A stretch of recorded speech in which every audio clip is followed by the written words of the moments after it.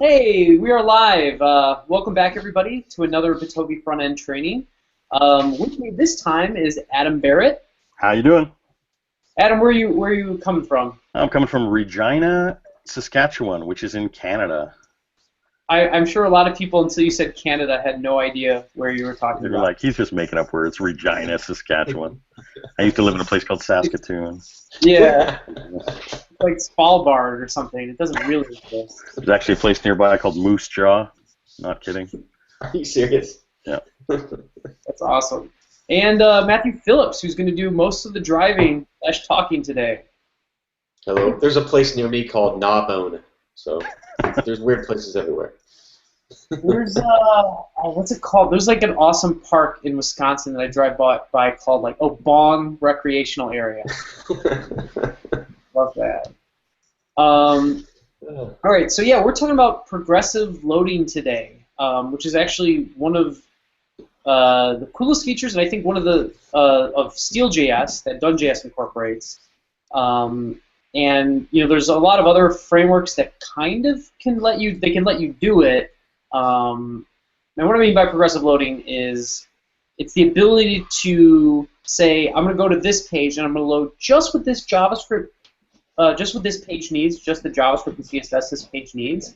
And then as the user performs more actions, such as going to other pages, you're going to load the JavaScript at that time for what the user needs.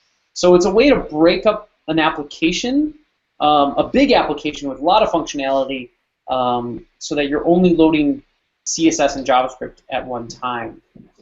The way that Steel does it, in contrast to like Webpack or like JSPM, is that with those you kind of have to specify your modules and your bundles to say like, hey, well this page I want these things here, and this other page when I go here I want these dependencies. Steel, you don't do that. You just say, build it with these as my main endpoints, and it figures out all the bundles for you in a really optimized way that balances caching and the total amount of extra bytes you have to load, which we'll see what that means in a second. But I think the plan is, and Matthew, correct me if I'm wrong, I think you're going to walk through a little basic application, and then I'll kind of show maybe at the end of that the visualization of actually how the build is working. Yeah, let's do it. So we're just going to build a very simple application, kind of an e-commerce kind of website. Oh no. You got yeah, we're just going to build an e-commerce website that has a few pages to it, very common. A home page, a search page, a category page, and a product page. So we're going to have some links to all of those things, and then this is going to represent the current page. Hey Matthew, any way I can get it to be homepage, category, product, and registration? Homepage, what did you say? Category, okay. Product, and registration, because that'll just match perfectly with my presentation. I was going to say, that's an oddly specific request. I was going to say, you hate search? Or? Okay. He hates search. It'll make more sense when I give my presentation. Okay. Search killed his brother. So the first thing we want to do, obviously we're using Steel on this, so we're going to npm install Steel. Steel tools, which is our build, and we're going to do jQuery because jQuery is a nice thing to use. So we're going to install that. I had no idea you could do that, by the way. I don't either. Let's hope it works. I assume you can. Do what? Multiple. Oh yeah, you can. And it's that easy to install Steel? Amazing. Yep. Babel 5 no longer blah blah blah. Yeah, it's not. I'd never look at the warnings.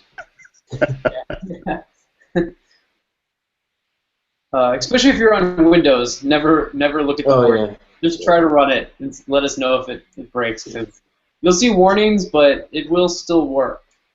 That's because npm has optional dependencies, so it's like stuff that doesn't necessarily matter, and those can sometimes break, but it doesn't mean that that doesn't work. Okay, so we've installed it. If you look at our package.json now, you'll see that we have 3 dependencies: jQuery, Steel, and Steel Tools.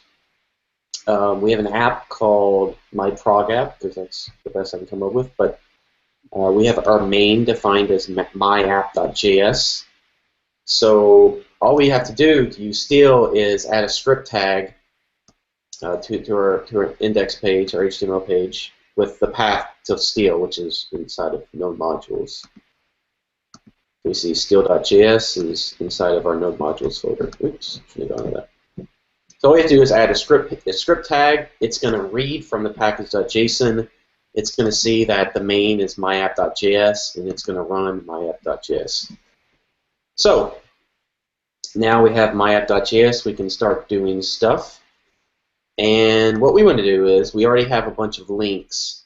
So we want to know anytime the user clicks on one of these links, like let's say the user clicks on the product link, we're going to progressively import the product page's code. We're going to have a module called product, and we're going to put its result into this page thingamajig, this page div. Cool? Does that sound reasonable? Sounds amazing. All right, so we're going to use jQuery here, so we can just directly import jQuery. So $sign is equal to require jQuery. I'm going to use CommonJS here. More quotes, please. And I'm going to define a function which does our imports. I'm going to call it load page. You don't have to do this, but I think it just makes it kind of nice. And the way that we know what the current page is that we look at the hash, which we'll do in just a second. So to get the page, I think the hash is going to be, what is it, location.hash, I presume? Yeah, window location hash, but you can write location hash too. Yeah. To be more exact, it's on the window. That's going to include the hash part, right? So the page is going to be the hash part. You have to. It does. It does include a little. Okay. So basically, here this might be category. We just want the name of the page. We just do the substring. And you might do an or home. Or home, yeah, exactly. So when we first go to the page, the first time we want home page to be the default. But there's not going to be a hash, so we want to just say or home, which says that basically home is the default. Once we have the page, we can system.import it. So system, this has an interesting history, but there is currently being implemented or written a specification for module loaders that will be used by all browsers built in. It's changed a little bit over time, but the spec that Steel uses had a function called system.import. And what system.import does is it allows you to import any module that you want dynamically. So the difference is, let me just write this code before I talk about that.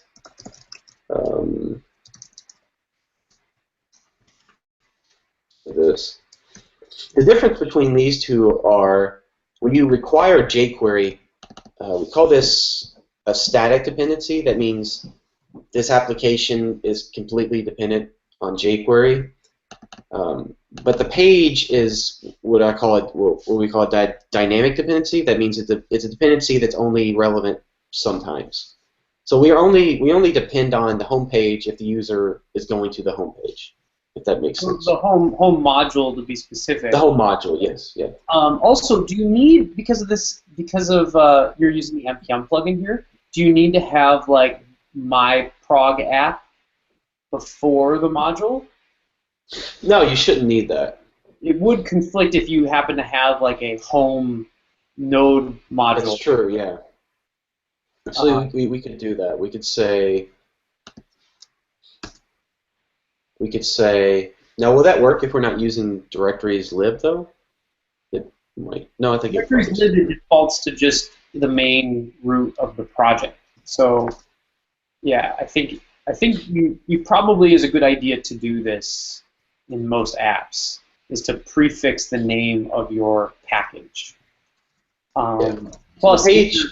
if anybody was importing this, if you like, it's really cool thing of Steel is that you can have other projects imported, maybe even by this. Or like some other app could be importing this project. You would definitely want to include that myprog app. Yeah. And you can't do // in this case because it doesn't know what is the current module. Yeah. We could provide that, but it's make it a little bit more complex as an example.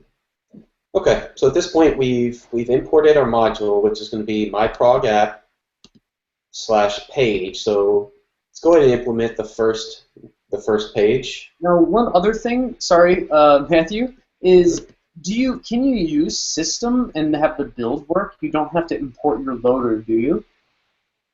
No, you don't have to import the loader. Okay. You don't have to import the loader, yeah.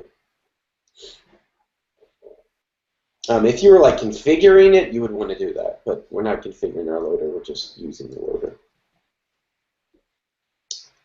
Okay, so at this point we're just importing a module, we're not actually doing anything with it. We'll do that in just a second, but first let's like decide, we want to decide like what do our modules return? We're gonna have 4 of these, right? We're gonna have a home page, category, product, and registration pages. So if I create home.js, we need some type of format for like what does our modules do? I would say that we just need a function that they export. So with common.js, we can define a function that represents the value of this module, and this function can return some DOM, perhaps.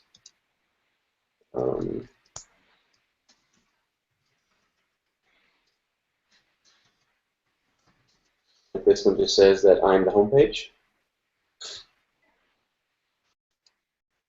So save that, and going back to here, we know that this module is a function, so we can just directly call it. Now, which is going to return us like a jQuery object. I'm just going to call it DOM.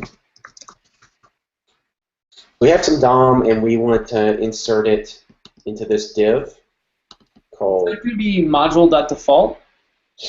No, because if it was a ES6, it would be, but not. It would be, yeah. Well, I'm pretty sure. Oh, I guess a good word of warning is that depending on what module format, that actual module object might look a little different. Yeah. It actually might be default. I might be wrong on that. We'll find out.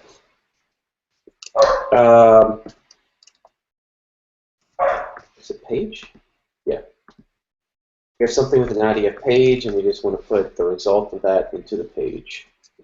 So at this point, we're progressive loading, but we're not doing everything we need. Just on initialization, it's going to run this function. It's going to get the value of home, and it's going to progressively import home, the home module. So it should result with showing this. So let's see if that even works.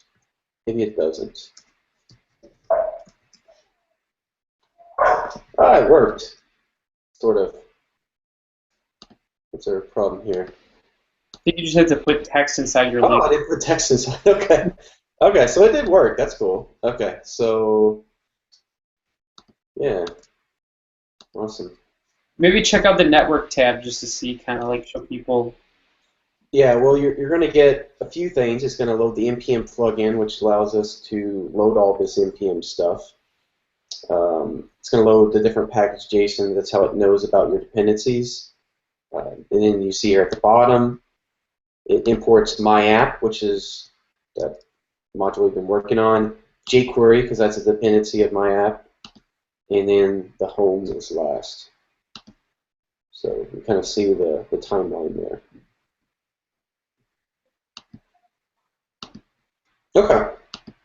So we need to add some text here.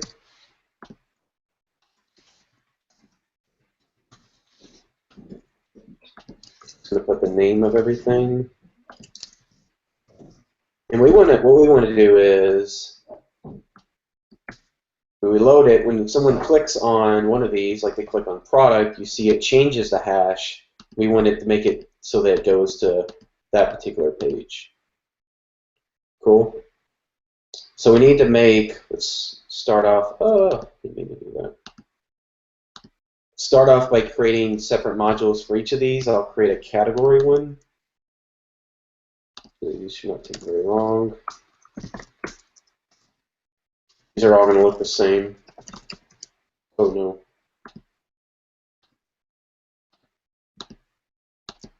Sorry, I'm not used to using this editor, so. Are you guys still with me?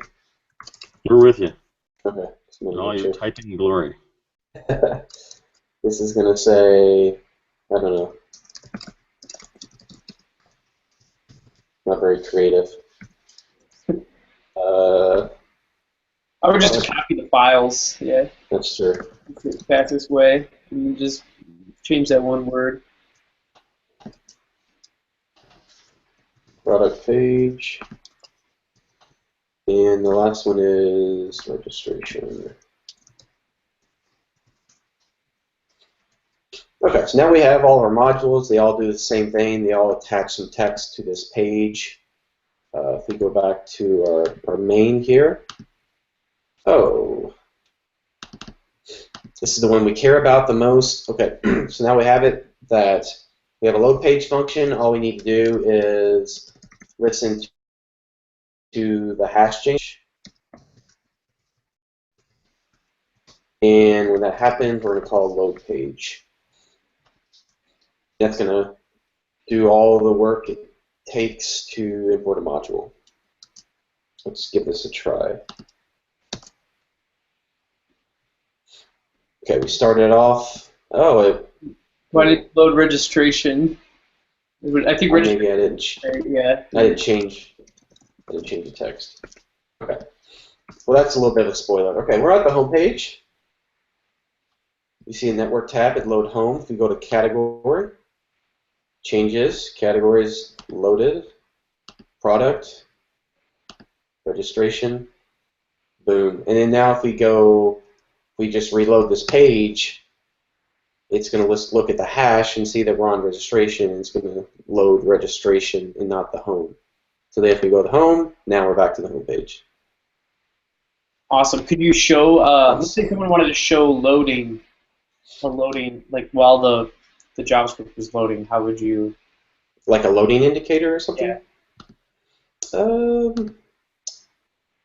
Probably we would change to a loading text here, I guess. You might say page and give it some HTML of loading. Now, I don't know of a good way to slow this down, so you might not be able. Not going to be a good way, but maybe if it's too fast. Too fast, I think. Oh well. Like copy and paste jQuery into one of those files like 500 times. Well, I could do a delay here. That's not. A better way. Huh? I said that's probably a better way. Okay. Yeah, I'll delay it 500 milliseconds so that hopefully this works. Category, you see loading. Do you all see this? Yep. Cool. Now, one cool thing you can quickly show is like you notice that or refresh the page, Matthew. Now you see how it's loading home, and then if you go to the other pages, like if you go to category, it'll load category. But if you go back to home, it doesn't do that. That's it doesn't. Yeah. It doesn't do what? It doesn't reload home. Oh yes, right. So system import only actually will load things that it actually hasn't already loaded. Yeah. So as the user, once the user kind of goes to every page, then everything is loaded, so there's no more additional loading. And one advanced technique that we've used on other projects is once that main module has loaded and right after that it loads, typically the application works like this, is like there's some main code that essentially figures out which page you should be showing. Mm-hmm. And once it loads that additional module, it'll actually, sometimes in the background, will make it go load all of the additional modules, so that if the user goes to one of the other pages, that module has already been loaded. Right, exactly. Yeah. Okay, yeah. It's kind of a cool technique to do. We probably need to write some type of plugin for that. Okay, so we're going to do a build. The only other thing I would be cool to show before you do the build is make some of those modules, like maybe a category, maybe the homepage and category both depend on like a carousel JS or something. All right. Yeah. Just quickly write a carousel. Huh? I said just quickly write a carousel module. Well, there's carousel JS, yeah, and just console log. It could be anything. There's a carousel. See if there's a carousel? Well, no, just create carousel JS, put in console log. Oh, great one, okay. Yeah. I was just teasing, sorry. Yeah. Got you all off track. I was going to look for a carousel npm module. That's where my mind went to. Not needed. Okay, so you're saying we want to make like category depend on this. Yeah, So the homepage. Yeah.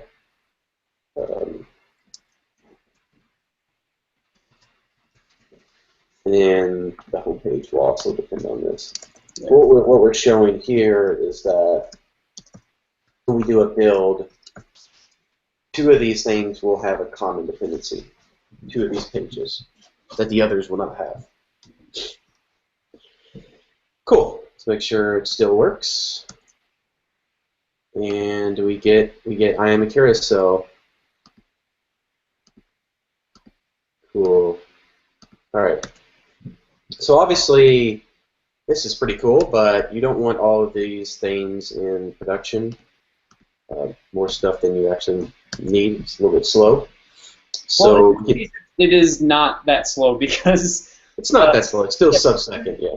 Yeah, in a real app, let me just kind of set the stage for what we're eventually going to describe here. In a real app, you have a kind of a dependency graph that looks something like this, where you have your different home pages, and they have different modules that they have overlapping dependencies of.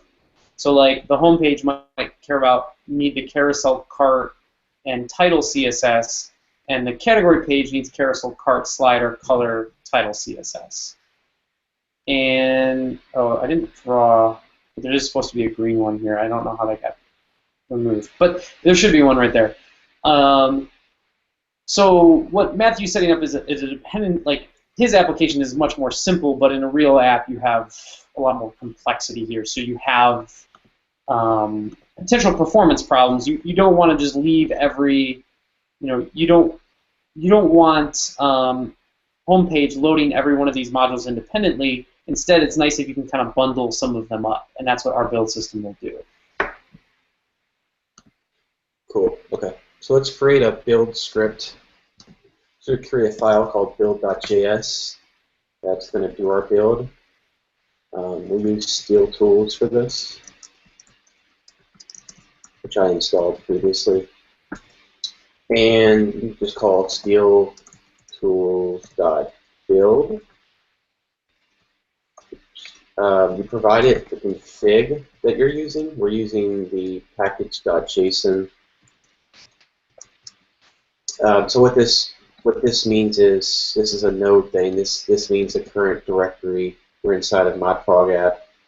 This is the path to the file, the package.json, and we're using the npm plugin. So it's that simple to do a build. What I have to do is run this script.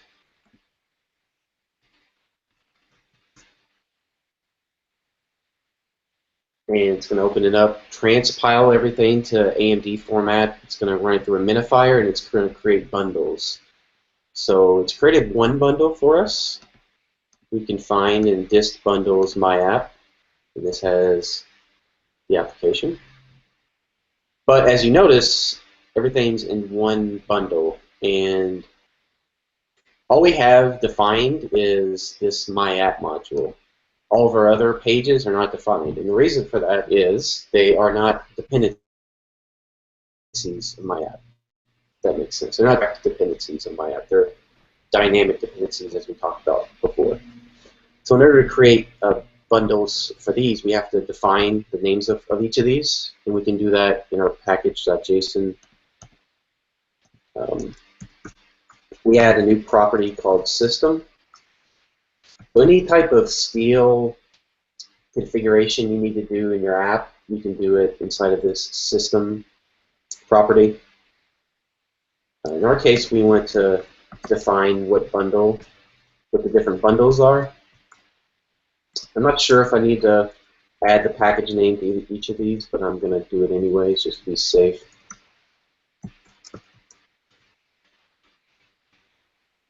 Yeah, I think it's good. I mean, you almost certainly have to, or it's good to give the fully qualified module name in these circumstances, because essentially we don't know. Sometimes we don't really like. It's hard to without that. It can be hard to guess at it sometimes, and not everywhere in the code does that. Okay, so all I did was define what each of the modules were that define our different pages, and then we can run the build script again, and it's going to open up each of these. See how it opened up each of those, and it's going to create separate bundles. So now we get more bundles than we had originally, which is pretty cool. Talk about what each of these have. So we have the My App bundle. This is the same one that was created before. You'll notice that it has all of the npm stuff that we had. It has jQuery, right? Because it uses jQuery. Then it has My App as well. And we have some other bundles. This is like a bug, actually, huh? Huh? That name is a bug. Not a. Actually, your app will work, but that should be called something like home category. It must be taking the first part of the name instead of the last part. Oh, this one? Yeah. Yeah, it's true. I wonder where that. Oh, yeah, I see what you're saying. Your app will still work. It's just we try to guess at pretty names for your bundles so that you can kind of reason about. That bundle is a combination of everything that's in the home page and the category page, which is really the carousel. And given those two module names, we try to create a pretty combination module name, and something is going wrong there. Yeah, it's using the package name only. I should probably remove that before it does it. Okay, so that's the more interesting bundle, but the less interesting bundles are homepage, which just contains the home module, the category page, or actually call these category bundle, which contains the category module, the registration bundle, which contains the registration module, and the product contains the product. This is a more interesting one. Justin was saying this should probably be named. What should this be named? This should be named Homepage category. Home category. Yeah. Category. Because it's a combination of stuff that's in the home module and in the category module. And what that contains is the carousel. So we can start using this just by switching. Where's my index page? Just by switching this to skill.production, which makes it load from the production modules. Hopefully this works. It did not.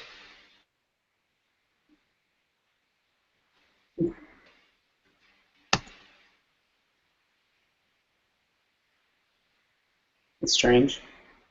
Why is that? Can you check the environment? Just do system.end. This might be related to the bugs that. Well, I thought maybe that. I know that this changed recently.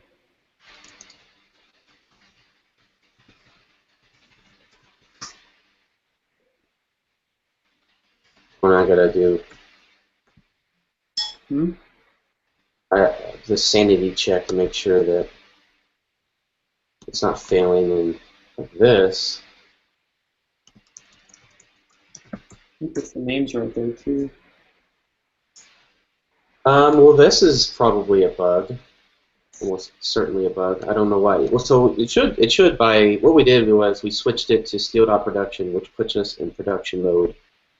So it should not be loading from dev, which is what it's actually doing. I'm kind of perplexed as to why that would be. What the bundles can? I'm trying to think what would have. So load bundles is true, which is what it should be. Is that what gets set when you set to production? And then it is the check the is the bundles config actually written in? No, it's not. No. Oh, it's not being written. So the build is not writing. No, it's not the build. It's the. But doesn't the build? Oh, it's not even loading. You're right. It's not even loading the production. Yeah, it's never loading production at all. I don't think. Could you? How about use load normal steel and then just set the production manually, and then you can actually probably like debug it a little bit easier. Yeah. Sorry about this. This is a bad bug. Oh, you do load bundles? You don't do. Should be able to. Oh, Either one should work. That would be the environment, yeah. Window production or production works? Or Either both? one should work. Okay, and then you can go to steel and see. You can actually go to the logic where it's. Yeah, I was hoping not to do this in live. That's all right. This gives Alright. people an idea on how to debug what's going on. It's true. Okay. So the problem is that it's not switching to production. I feel like I must be doing something wrong here. Yeah, I feel like you must be too. That's why I'm like, it's okay to show a little debugging foo here. All right. So there's this function which sets up our production bundles. This is what it does is. Oh, I know what it is. I'm an idiot. You have to define a main in production. Same. So let's just verify that this is actually going to work now. Ah, thank you. Oh gosh, that scared that project I maintain, and this is like a very essential feature. So Yeah. if this hasn't worked, I was gonna not do anything else today but fix it. So cool. Okay. So the problem, this is like, yeah. If we don't recognize this, then no one else is going to. Yeah, it is a kind of a problem. In some ways, maybe we should make it mandatory for development mode. We could do that to force people to. Well, I mean, a simpler approach is that if you're using steel.production and you don't include a main, we could at least warn people you didn't include a main. And then the final thing would be like we did for the old steel is actually write production JS instead of. Yeah.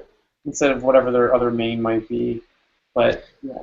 Yeah. So to summarize the problem, the reason why we didn't get this right is because you switch to production.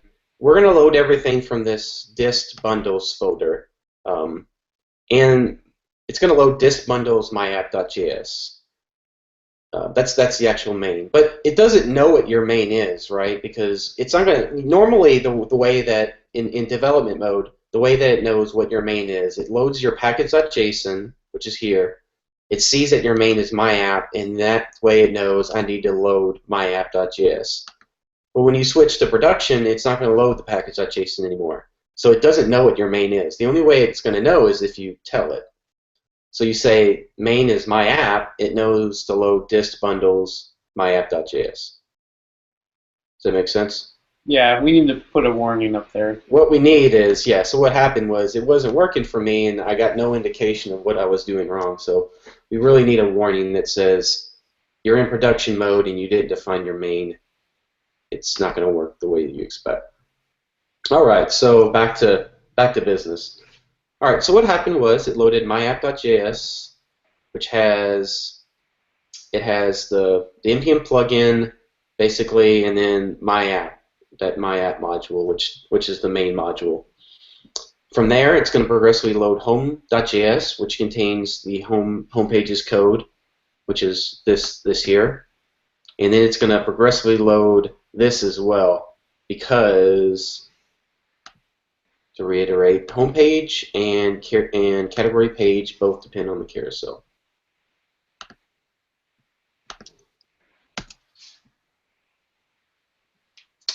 Cool. Anything else we can say? Oh, so I guess if we go to product page now, it's going to progressively load product.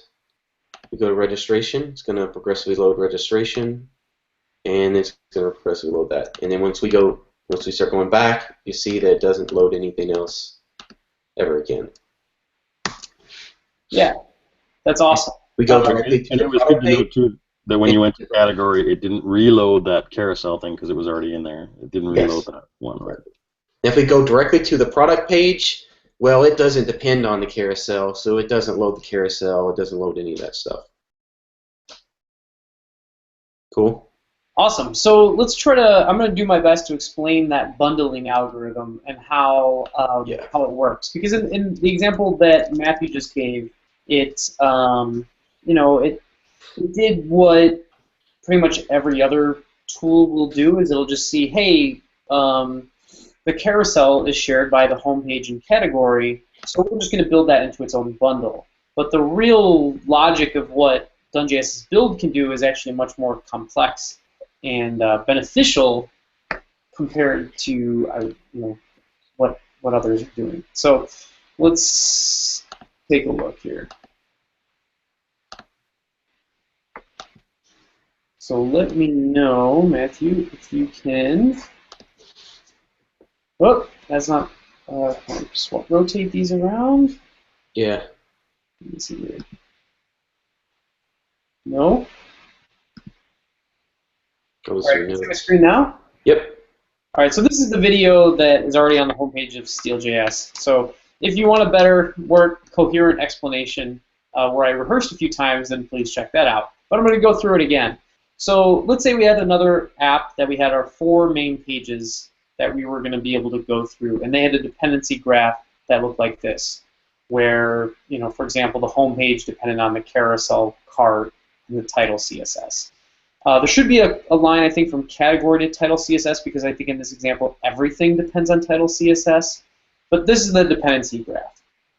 Now, Steel has a 2-pass bundling algorithm that tries to bundle up all these scripts and styles. We kind of didn't mention that Steel works with style sheets, less Sass. You can use that with this same bundling algorithm. But it will start, they'll do a 2-pass bundling algorithm. First, to group things by, like, pretty much how everybody else does it, just so saying, like, hey, everything that's used by the homepage and category, put that into a bundle. Everything that's used by the category and product, put that into a bundle. Everything that's used by everything, put that into a bundle. It'll first bundle things up like that, and then it bundles, there's a second pass bundling algorithm where it'll actually start combining those bundles to make it so you don't have to load a ton of bundles. Like you might, in a big application, there might be so many of these combined bundles that there's actually more than you should load. Typically, you only want a page to load like 2 or 3 scripts, but you might have, category having to load 4 or 5. We can do things about that efficiently, and I'll show what that is. So first, let's talk about the first pass, where this is just going to start taking out what is first. It's just to start with what is shared by everything and put that into a bundle. So title, CSS, and jQuery by the dependency graph are shared by every single top-level page module. So it'll put those into the bundle and kind of label it with saying, hey, these are shared by everything. Then it's going to say, hey, what's shared by 3 pages? And try to figure out things like that are shared by at least 3 pages. In this case, there are nothing, so it's going to say, okay, let's start grouping things that are shared by 2 pages, and what's the biggest group of things that are shared by 2 pages we can make. So in this case, if CanJS, cart, and carousel were big, it would put these together and create a home page plus carousel bundle. And this slider is shared by category and product. Put that into a category and product bundle. And color is shared by category and registration. And put that into a bundle. And then the grid is only used by registration, so it actually move that up into the registration bundle. And then because product, category, and homepage are each used by just themselves, those would go in their own bundles. So this forms a new dependency graph. And this is kind of where other projects take it to, where essentially the homepage depends on these other bundles, the category depends on these other bundles, and you'll notice right already that a category page, you'd have to load the category JS and also 4 other bundles. That might not be what you want. Might be too much. Product depends on these. Registration depends on these. So in this situation, if you left the bundle graph kind of looking like this, category would load too many scripts, but everything would be really cacheable, right? And everything, you would never be loading at any page. You would never be loading more than you needed. But sometimes it's actually better to load a little bit extra instead of loading a whole extra script. So like, let's say for category page, it's much better if maybe category page or maybe product page was having to, like, really what it is maybe the registration page. It's better for the registration page to load a little bit extra, maybe slider.js, just so the category page doesn't have to load 5 bundles. So the next phase can start making those compromises to get better overall performance. So what it'll do is it'll start trying different combinations of these bundles to see if it can lower the total number of scripts any one page has to load past like maybe 4. So it'll try saying, hey, what if we combined these 2 bundles, category product bundle with the homepage and category bundle, and make this a homepage, category, and product bundle. What does this do to the overall load times?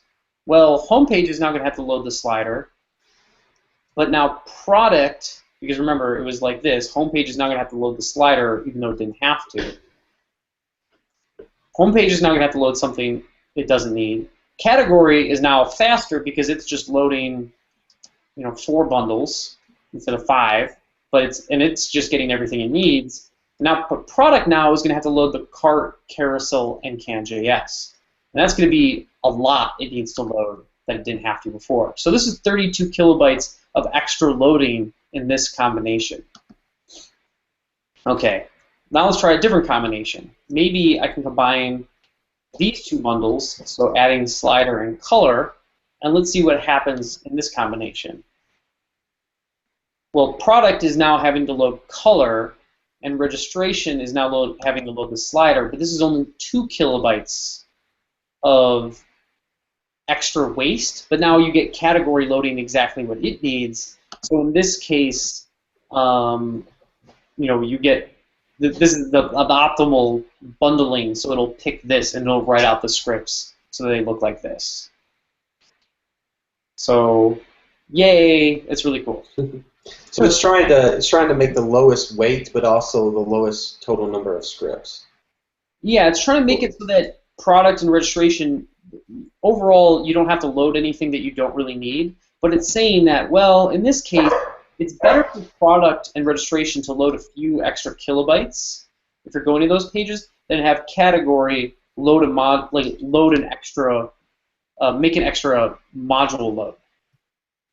And you can play with the number of, so Steel.js has a depth setting where you can play with the total number of scripts that you want to load. So, maybe you can do a little bit of experimenting, say like, well, maybe 4 scripts is right for our users, considering what browsers they use and things like that. Or maybe you want it really flat and you're okay with a little bit of extra weight. You can kind of play with that a little bit. Is that the only configuration you have, like depth and how many maximum modules you want? Depth is the only configuration right now, though it's one other configuration that's a strong possibility that I've wanted to add forever is the ability to say, homepage, I'm going to preload you with 10 kilobytes of waste. So the algorithm, if we could do that, which would actually be a really easy change, would optimize for never adding anything extra waste to the homepage. If that makes sense.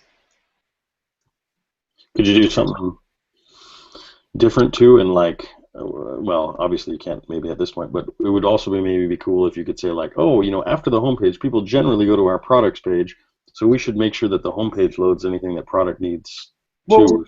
Well, we talked about, I think what's actually best for that is what I talked about earlier, which is in the background, once homepage loads, then you can do an import of the product modules, so Right. those will be loading in the background, and you have those ready. I mean, Right, I've talked about a plugin for that for a long time, but like you could actually, in Matthew's code, I mean, it wouldn't be hard for instance, Matthew, in your code to just go add a, you know, after that in your main module there, just do after you do the initial import, just do a system import and list all of your bundles, and that would To load everything. To load everything, yeah. Just to load everything. You would probably want to do a fetch if you were being really sneaky, I think, though, right? Or if you didn't want to, if there were modules that would be had side effects, yeah. Then you want to like fetch them instead of execute them. And what I mean by side effects is like, let's say you had a module that just literally wrote itself to the page, like using jQuery. Don't do that in general. That's a bad idea. But if you did, you definitely don't want to execute that, but you want to load it.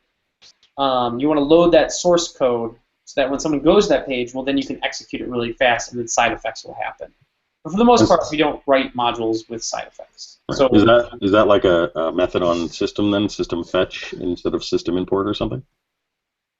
Yeah, exactly. It'd be a little bit more complex. You'd have to call a couple of functions. First, you'd have to call normalize, which gives it the fully normalized module name. Then you'd have to, once you have that, you have to call locate. Locate gives you the URL of that module. And once you have the URL, then you can call fetch, which will actually do the fetch. So it's possible at this point. It's not trivial, but it's possible at this point. No, it's trivial as long as you're writing modules without side effects, which generally speaking you should be doing. So it's quite easy if you're not doing that. But really, we should have an extension that you can just use. And we can make it nice. We can make it where maybe by default it imports everything, but then you could specify, I don't know, so some type of configuration to specify what to import or what to fetch. Yeah, the big reason why you wouldn't want to necessarily execute, I think the fetching is nice too, because if, let's say you imported everything, it's going to execute all of that code, which maybe you wouldn't want, like, you know, that could be expensive. I don't know. Like if there's a huge amount of, like you're loading, you know, huge widget library progressively, maybe you don't want to instantiate all of that while someone's like looking at the homepage. Maybe it is actually a good time, and the user would notice. If we do get fetch working with the plugin, then it's really just loading data and the source code and saving it, and we'll execute it when the person's actually going to the page, and just that page's amount needed to be executed. Yeah, but there is a problem with fetch. Is that if that module has other dependencies, those are not going to be fetched. Oh, that's a good point. So yeah, we have to get to like the instance. Yeah, you'd have to like do everything but execute. Yeah. Yeah. I would say that for the vast majority of applications, though, even just doing the system import would make a huge improvement in performance and this progressive loading. You know, these kind of things are definitely what we want to build in to the framework as we go on.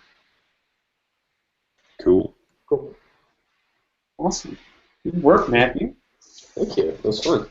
Yeah, let's remember to, if you can, we should fix that bug of the module of the package name the bundle name that it's making. Yeah, I filed both of them.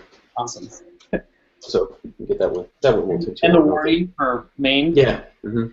Cool. I think someone at Bitovi can do that one pretty easily. It's a good one to do. That would be an easy one. Do that like. Solve on paper thing. That's a really good one. Okay. Cool. Awesome. Thank you, Matthew. Thank you, Adam. And thanks everybody for watching. Hopefully this was a nice, informative training for you. If you have other topic suggestions, please put them, write them to us in the Bitovi JS training room. And I hope to see you next week. See you. Bye.